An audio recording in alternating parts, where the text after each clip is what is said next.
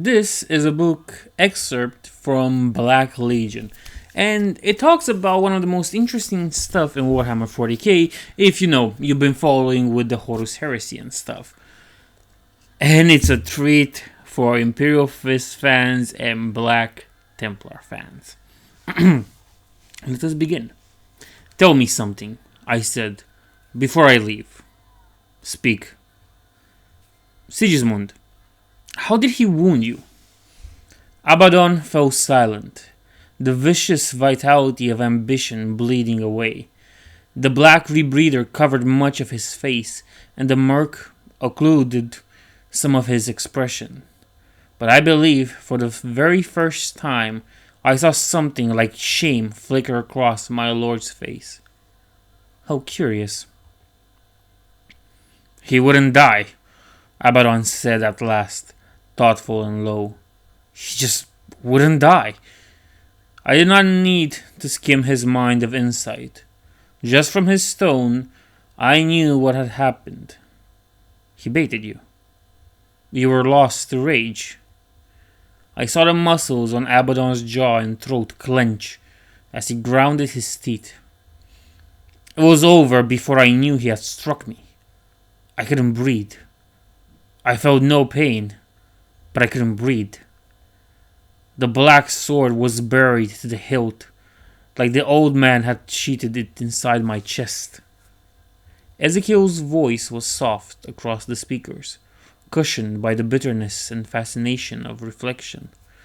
His words were almost staccato, whatever that word is, whispers, each one a drop of acid on bare flesh.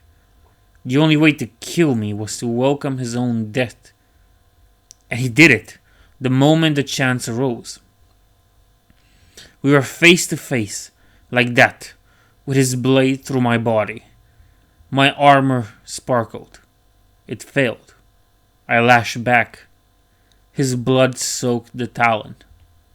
He fell. I remained quiet, letting Abaddon's tail unspool. His eyes were looking through me, not seeing what was, but what had been. He wasn't dead, Canyon. He was on the floor, sprawled like a corpse, disemboweled and torn into, I think it said.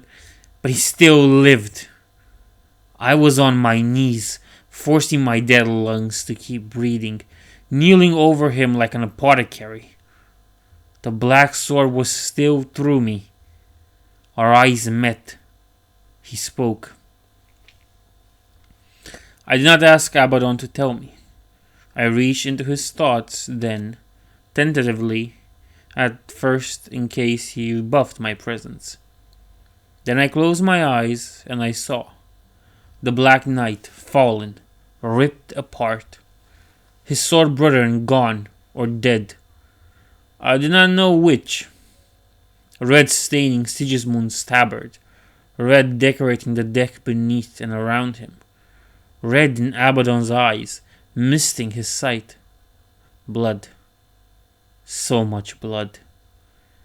Here at last, he looked every one of his years, with time's lines cracking his face. He looked upwards at the chamber's ornate ceiling, his eyes lifted as if in reverence to the master of mankind upon his throne of gold. Sigismund's hand trembled, still twitching, seeking his fallen sword. No, Abaddon murmured with brotherly gentleness to the running of his blood and the heaving of his chest. No, it's over. Sleep now, in the failure you have earned. The knight's fingertips scraped the hilt of his blade, so very close, yet he lacked the strength to move even that far. His face was the bloodless blue of the newly dead, yet still he breathed.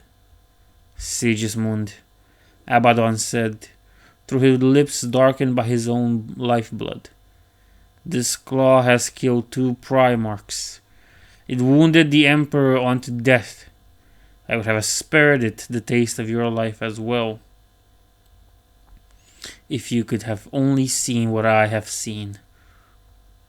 As I stared through Abaddon's eyes, I confess I expected the terseness of some knightly oath or a final murmur in the Emperor's name.